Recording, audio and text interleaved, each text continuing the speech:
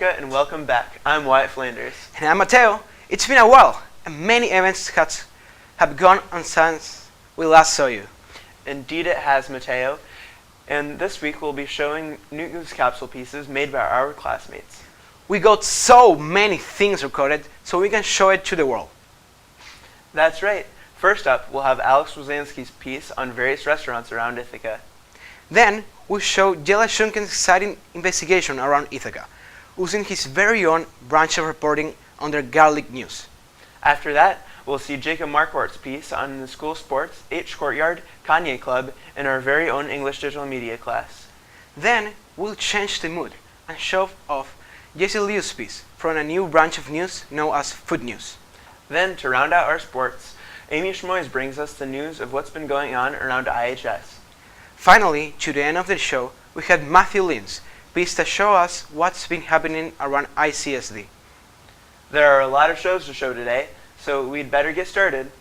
Alright, let's pass it off to Alex and learn about what's new in various restaurants around Ithaca.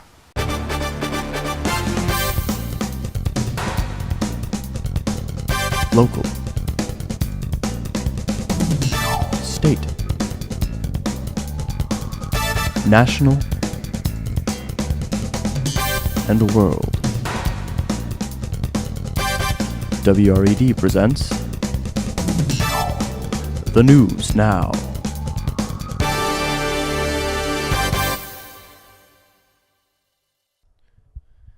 I'm Alex Wozanski, and this is WRED IHSTV News Capsule.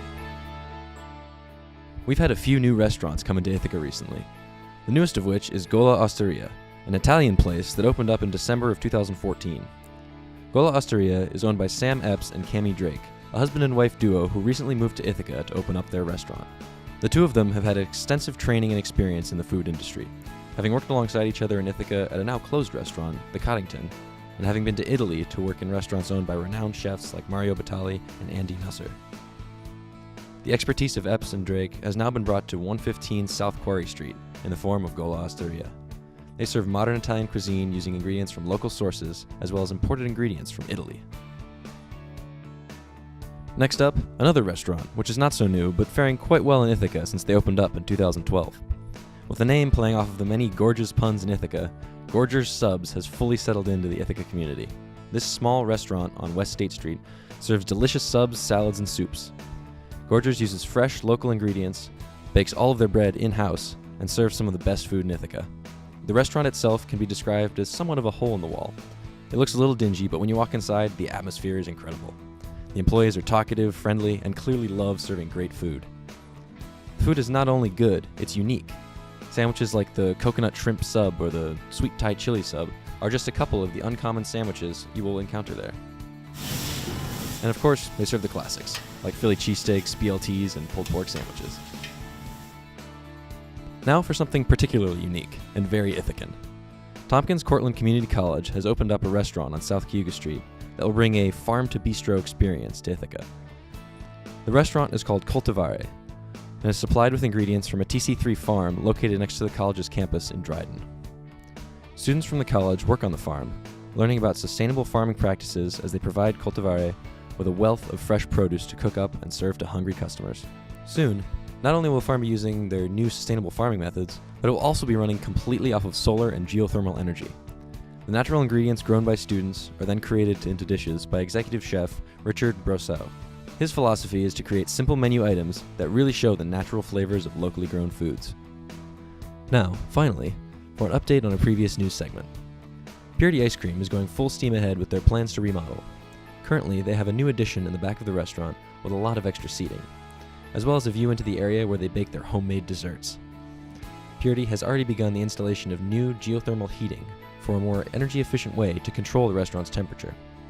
Also, solar panels are scheduled to be placed on the roof for another sustainable energy source. Not to worry though, the installation won't be interfering with any ice cream craving customers.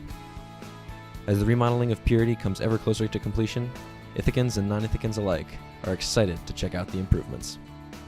This has been WRED IHSTV News Capsule. I'm Alex Wozanski. Thanks for the reviews, Alex. All those places look so good. And they did make me hungry, Mateo. And next, let's move on our sister branch, the garlic news, taking place in a parallel universe. The garlic news. H Courtyard turning into a garden. Mr. Lesser winning the lottery. Ithaca High School getting Google glasses. And the statue in the Commons. Relaxation, peace, serenity. These are the attributes that Ithaca High School lacks. With Mr. Trumbull being hired on as the permanent principal, new changes are coming to this school. Next year, H Courtyard, the favorite hangout of seniors, will be turned into a flower garden in an attempt to turn the H building into a more whimsical and enchanting location. By removing the roof and replacing it with an oversized skylight, natural light will be allowed in. Prominent psychologists guarantee that the natural light will lead to a huge increase in student motivation and a decrease in acne. Our very own chemistry teacher, Andrew Lesser, has won $16 million in cash from the New York lottery. He plans to spend the next 3 years traveling abroad to exotic places like Florida and California, and enjoying local mountain skiing in the Netherlands. He also plans to help the Ithacan community by donating to the Fraternal Order of the Eagles.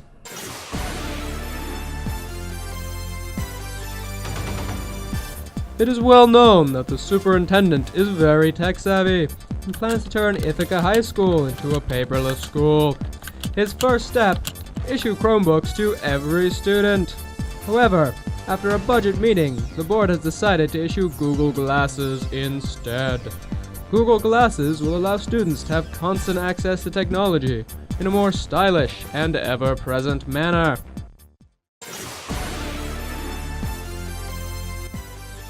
Ithacans are well aware of the construction going on in the Commons, but many are not aware of its true purpose. Savant Myrick, our young mayor, is using Ithaca's massive budget to construct a 30-foot looming statue of himself. Due to the mayor being quite indecisive as to which pose he will strike for his immortalization, the construction has been repeatedly postponed. Okay, Ithaca has lost its mind. I am out of here.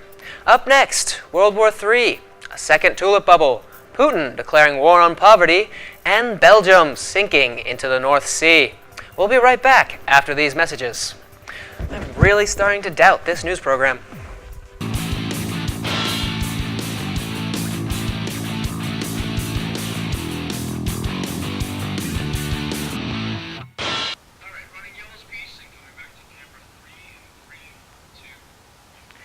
Thanks, Yela. I'm glad I didn't do my Rotary program in that Ithaca. I wonder how the Mateo of the other universe will be doing now. That is a strange version of Ithaca indeed. Back to our version of reality, Jacob Marquardt brings us updates from around Ithaca High School. As the long, cold winter finally begins to melt into spring, so begins the final chapter of 2015 at IHS. New clubs, sports, and civil uprisings, all coming to you from WRED Studios. Spring sports have officially begun, and students are gearing up for another exciting season of Ithaca athletics. This spring will feature such sports as lacrosse, baseball, and of course, Europong. Ithaca has a long history of Europong excellence, but due to an unstable coaching staff and several devastating drug scandals, the Ithaca program has been struggling. However, a group of dedicated athletes have burst onto the scene this year and seem determined to bring the Pong trophy back to IHS. With a wealth of new talent and a handful of seasoned Pong veterans, this year may prove to be a game changer in the world of varsity Europong. When students aren't busy participating in extracurricular activities, they can often be found taking some much-needed rest in the calming environment of H Courtyard. However, H has long been known for its brutal history of struggle and controversy. Supervisors have often found behavior to be disruptive and unruly, and have decided on several occasions that a total shutdown is the only way to control the wild students. Disgruntled seniors have tried many ways of fighting what they see as a gross disregard for civil rights, including a sit-in that was staged by a handful of brave activists. While H Courtyard is currently open, students remain wary of the crushing fists of absolutism, and a rebellion may be just around the corner. Ithaca boasts a wide variety of extracurricular clubs, which stands as a testament to the students' dedication to intellectual prowess and excellence. Nowhere is this more evident than in F4 on Thursdays, where students gather for their weekly session of Kanye Club. Here, students of all races and beliefs gather in throngs to pay homage to the greatest visionary of our time, Mr. Kanye West. Club President Diego Torrado offers the latest news in the world of Kanye, and then commences the musical appreciation portion of the ceremony, wherein the club members will listen through an entire Kanye album and become better people because of it. Attending this club is a must for anyone who considers themselves a lover of music, philosophy, or free pizza. English Digital Media is a groundbreaking class that is offered as an alternative English credit for seniors. The class is very loosely structured and offers a great deal of freedom to students who are tired of the rat race of standard curriculum. While one might think that second semester seniors obtaining their obligatory credits would have productivity issues, you'd be dead wrong. Students take charge of their own learning and spend every minute of class busting their behinds to get ahead on their projects. The lack of supervision and direction is refreshing and only serves to compel these driven students to work harder and soar higher. That's all the news we have for today, but be sure to tune in next time, and remember, you heard it here on WRED. Wow, that was a very light-hearted piece. I think I'd like to join Kanye Club now. Seems like they have some membership issues, but it is in Mr. Rice's room, a palace of knowledge. Now, we can move on to something a little more light-footed, with Jesse Lou's piece, The Foot News.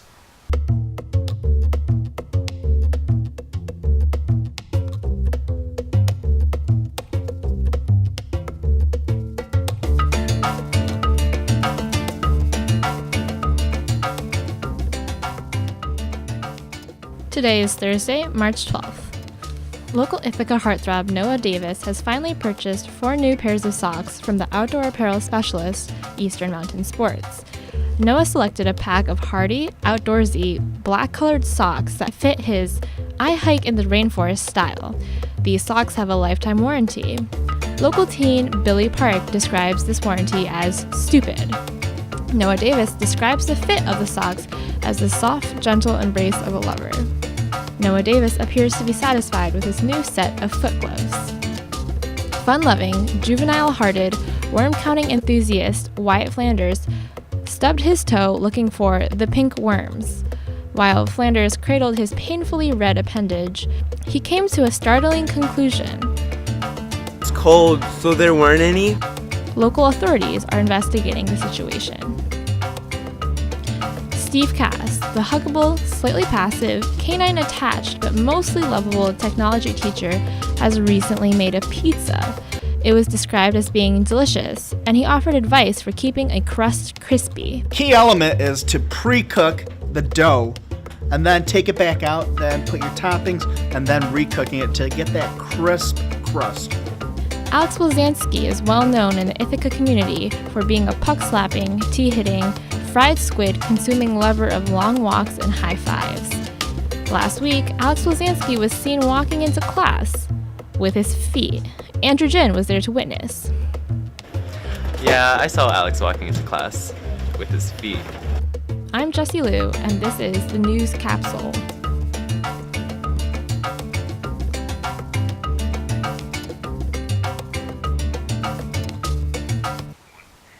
Whoa, that was very original. I see a side that I have never expected to see from my classmates. And as a footnote, I would like to add that that piece was shot entirely within our classroom. What we talk about those jokes. Let's move on various sports events around IHS. On March 7th, supporters came out en masse to support the Ithaca High School hockey team as they took on rival team Baldwinsville for the state quarterfinals. The game proved to be quite physical, and an Ithaca penalty was destined to be the deciding factor in this tightly contested game. Midway through the second period, Ryan Gephardt scored on a power play for Baldwinsville, making the score 2-0 following an initial goal by Joe Glamos for the Baldwinsville V's in the first period. Following the second goal, IHS Hockey started to outplay Baldwinsville, controlling the puck in Baldwinsville's zone. Ithaca finally managed to get on the scoreboard with 8 minutes left to play. The goal was scored by Nate Walker with an assist from Griffin Verrecchio. The last 8 minutes of the game proved to be extremely nerve-wracking, with Ithaca failing to capitalize on numerous scoring opportunities. Ithaca should be credited for a strong defense capped by a stellar effort by Ithaca goaltender Griffin Verrecchio, who had 28 saves. The Ithaca High School chess team, originally founded in 1983, is a long-standing tradition at IHS. Today, they are training hard for an upcoming tournament that will take place in Rochester, New York. The team has yet to win a tournament, but have high hopes for success. In order to prepare, the team has practiced a wide variety of strategies, including a complex training regimen that includes proper nutrition and intricate brain exercises. This training program has proven to be the toughest challenge of his life, according to chess club member and president John Westwig. The Ithaca High School track team is gearing up for another successful season following their 40-point win at Section 4 championships last year. The team hopes to continue their dominance of Section 4 and hopefully to send their athletes to the state championships. They are training hard to prepare for the coming season. They have a month until the annual Dan Fravel Ithaca Relays, and as such, the team's primary goal is to work on building strength for the season. We wish them luck in their 2015 season.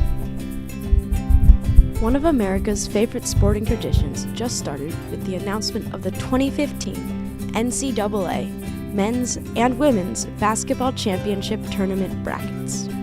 This begins the annual tradition of fans creating their own bracket predictions. Then fans often bet large sums of money on the fact that their bracket will end up coming true. Last year, Warren Buffett offered a $1 billion prize for anyone who could have correctly completed the entire bracket results. At Ithaca High School, Link Crew will be leading a competition for whoever can best predict the results for this coming season. The winner will get some kind of baked good. That was the third segment, but I think it was the best. I don't think chess is a sport, though.